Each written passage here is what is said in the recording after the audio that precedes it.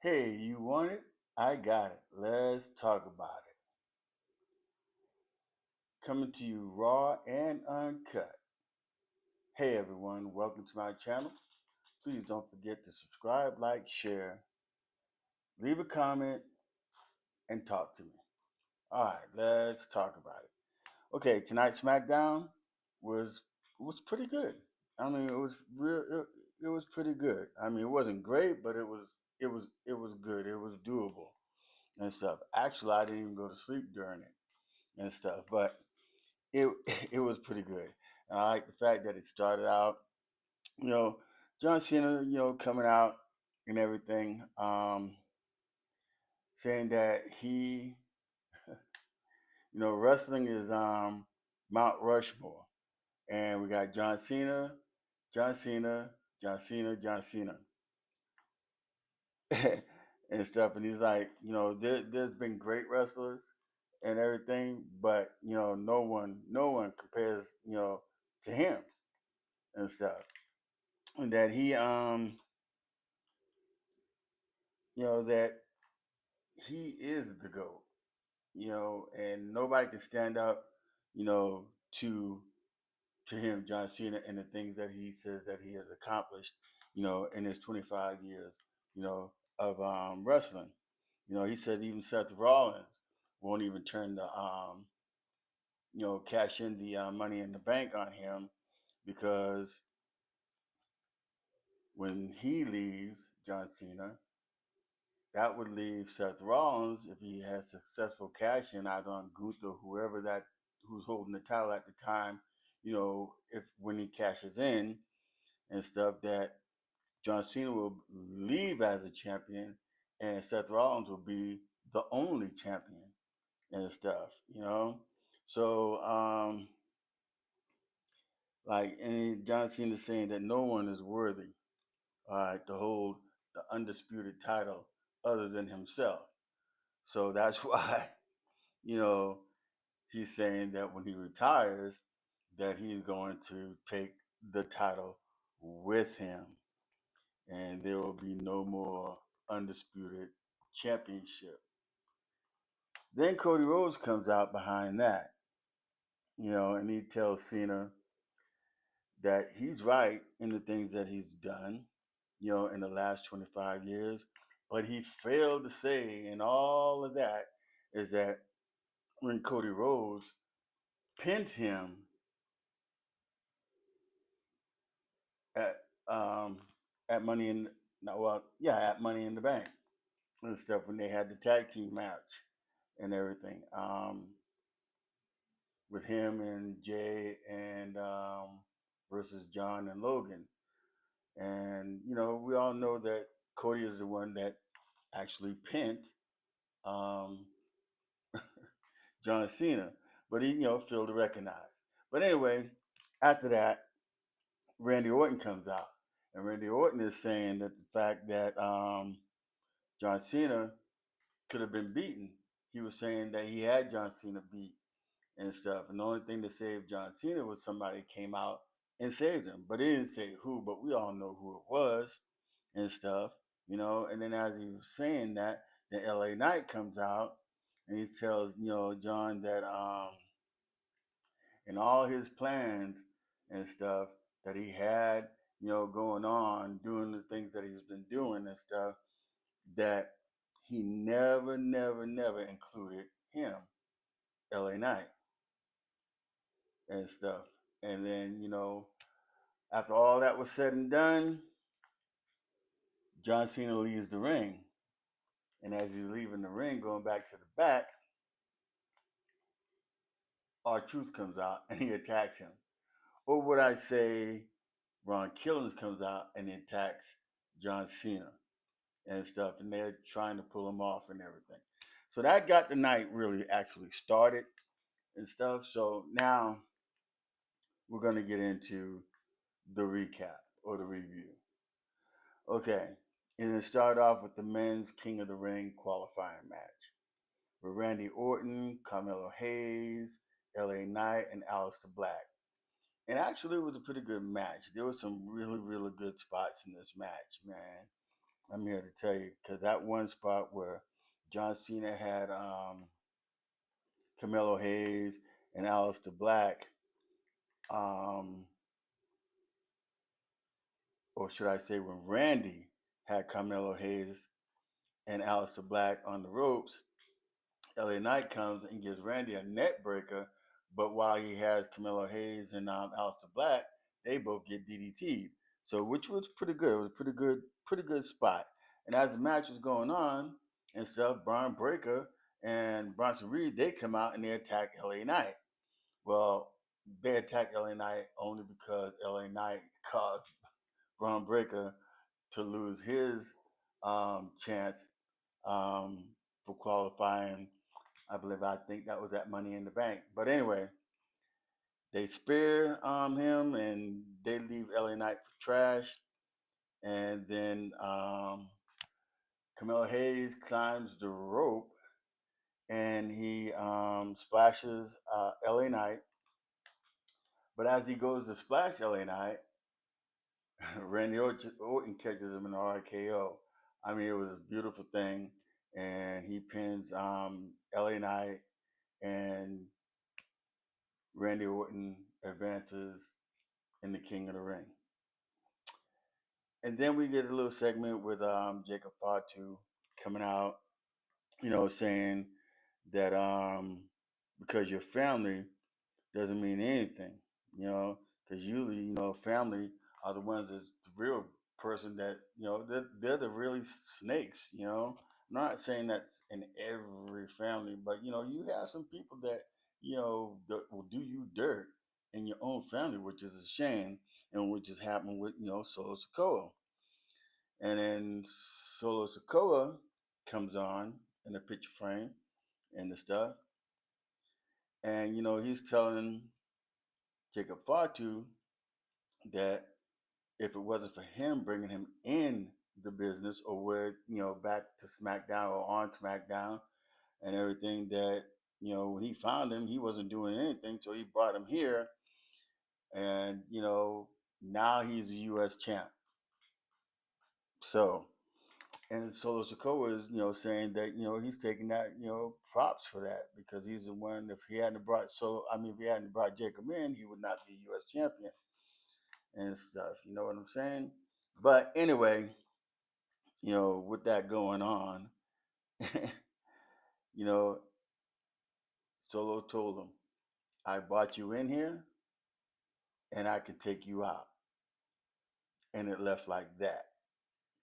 And then another backstage segment with Chelsea Green, with her syndicate, they come out saying that, telling Nick that Chelsea Green is not there, she won't be able to come, and then Nick tells them, well, half you guys are here, so he put Elba Fire in one of the qualifying matches for Queen of the Ring, and they went from there, and Chelsea Green is flipping out and stuff about it because she wanted the match postponed, but that didn't happen and stuff, and then you get a little thing with Selena Vega trying to call out Julia and everything because Julia actually has been actually giving Zelina hell, especially last week and everything when Zelina won, and then Julia just turned on her and stuff. So she wants a match against her next week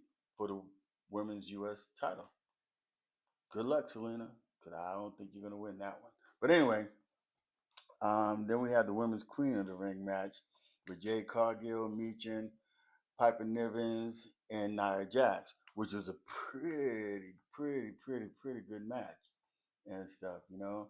Um, I can't wait for Evolution because some of the matches that are going to be set up through Evolution, that's going on moving through the setup for Evolution is going to be great for the women and stuff. And then Jade Cargill, she jaded Piper Nivens and to win and to advance into the Queen of the Ring. Then we get a little something with Naomi coming out. And I'm just saying, Naomi in her heel turn, with the caution tape and everything like that. Why haven't they done anything with the briefcase to make it look like that? To fit into you know what she's doing and stuff, into her character and stuff. I mean, because Naomi is doing a great job at being such a heel, and she's actually one of the greater talkers on the mic too. I mean, she is actually doing her thing and stuff. So I'm proud of Naomi. And then Tiffany Stratton, comes out, and she's telling, to get into Naomi's head and trying to tell Naomi, well, if you want me, come get me. Turn the, case in. And then, Naomi was saying, you think I'm stupid? You think I'm boo-boo was fool or anything like that? No, I'm going to catch you when you're least expected and stuff, which is good because that's exactly what you want. You want the champion to be on their, heels and stuff with their head turned behind their back because you never know when that briefcase is going to be turned in. And that's both sides of men and the women, money in the bank. And then, Naomi tells her, tick tock, Tiff, time is running out, and proceed with caution. Okay, and then Nia Jax comes in. She attacks Tiffany Stratton. Um, Nia Jax gives Tiffany Stratton the Annihilator and stuff. I think that's what it's called. But anyway, and Naomi looked like she was gonna go in and turn the case in on her and stuff. But Nia told her not this time, not to do that. So Nia left and left it like that. So I would say Tiffany Stratton, watch out. But anyway, from there, um, the Motor City Machine Guns, they had their match with the Y6, which was pretty. Eh, I mean, it was okay. It wasn't the greatest match, but it was okay. The Y6 though. I mean, I don't know how far they're gonna go, how long they're gonna be with SmackDown and everything. Hopefully, things will pick up with them. The Motor City Machine Guns. I mean, all right. I'm just tired of seeing the same tag teams going after each other. So now you have all the tag teams afraid of the Y6. Motor City was the first team, to go up against them, and they lose. The Y6 win. Who's next? Guess we have to wait until next week to find that out. Okay, then John Cena comes back out. He's asking Jimmy Uso, has he seen R-Truth? Jimmy says no. He asks him, has he seen Ron Killings? Jimmy says he hasn't seen neither one of them. Okay. Then John Cena goes out to the ring and he's calling R-Truth out and stuff. I mean, he is definitely calling him out, because he actually now at this point he wants to get revenge because he feels like he was embarrassed and everything that he told R-Truth that he crossed the line, doing what doing what he did to him. I mean, because R-Truth came out angry, and I like R-Truth that way because R-Truth is one hell of a good wrestler. But we're gonna see what happens down the road with that, and you know, so then CM Punk comes out and he tells John Cena to give the people, a happy ending, more or less like saying, hey, look, man, you did what you did, you embarrassed yourself, more or less trying to tell him, like, change his ways, come back, let the people see you, as a face again, go out, in a good way and not the way that he's going and stuff, And I mean, I can understand that. And then he told John Cena that, while he's standing there, he told John Cena, he said, he looks like a toddler lined up to play tetherball, T-ball, which was pretty funny because he did look kind of crazy with I mean, but that's John Cena. He's always had the jeans and the shirt and stuff like that. But so I mean, I know it's gonna happen sooner or later that John Cena is gonna probably turn face, but we don't know when. Hopefully, it might be after SummerSlam. Maybe before SummerSlam. We don't know, but CM Punk was telling them that there are other people greater than him. I mean, he named some people like Terry Funk, Harley Race, Bret Hart, Eddie Guerrero. You know,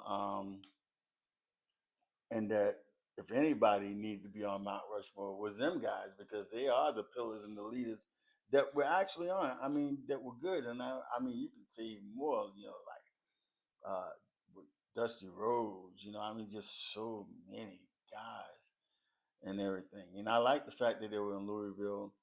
At the Rupp Arena and everything, because that was like Mid South, Jerry Lawler's home field right back then and right there. And even Jerry Lawler could be up there, one of the greats too. So, but anyway, after that segment, then here we come again, John Cena, and our troops attacks him again, but this time CM Punk goes up to the ring with the mic and he says, "I'm sorry, but the truth hurts." And all I can say is that I can't wait for next week to see this match with John Cena and Ron Killings because it's gonna be a whole different R Truth. Ron Killings, what are they gonna be calling him? It's gonna be a whole different person. So be ready because it's gonna be a good one. And then Alexa Bliss, with her segment and everything, came out and was talking to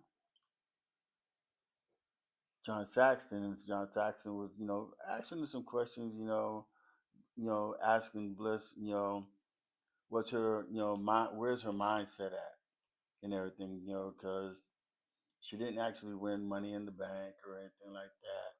So she's now in the Queen of the Ring and everything, and we can go from, we can go from there to see what happens because the next match would be the women's, Queen of the Ring qualifier.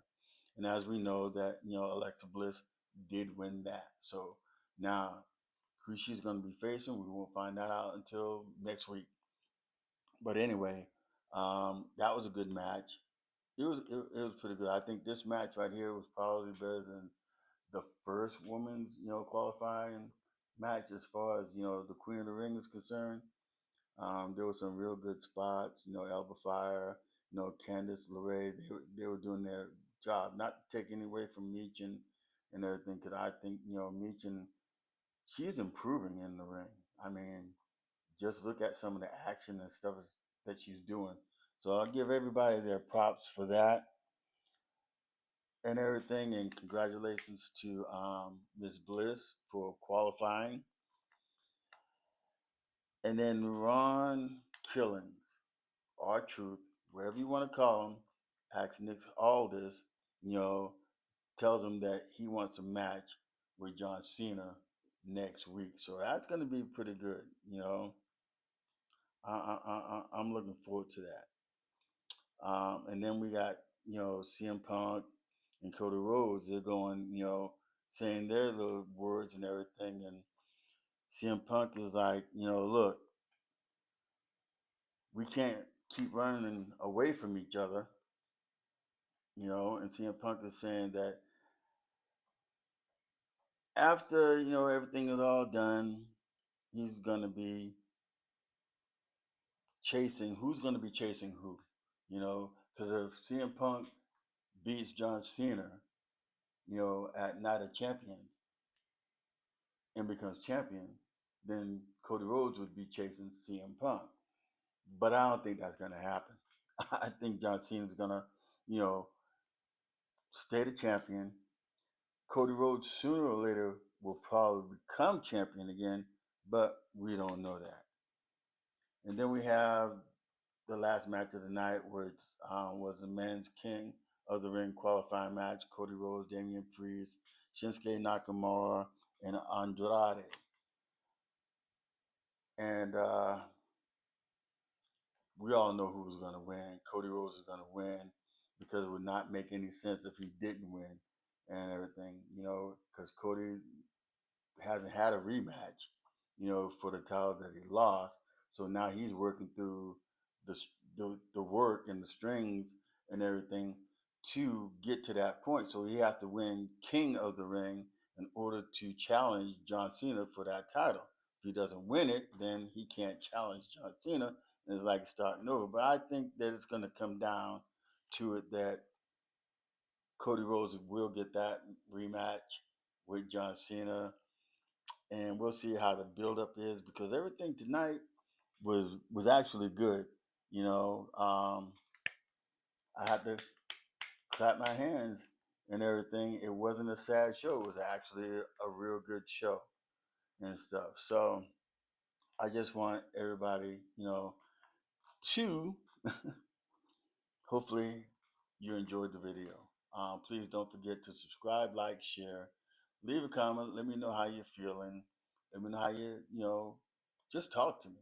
Let me know what's going on. Please subscribe. Please subscribe, subscribe, subscribe. Just get my channel started and I need subscribers. So please. And I thank you. God bless you. Deuces. And I'll see you on the next video.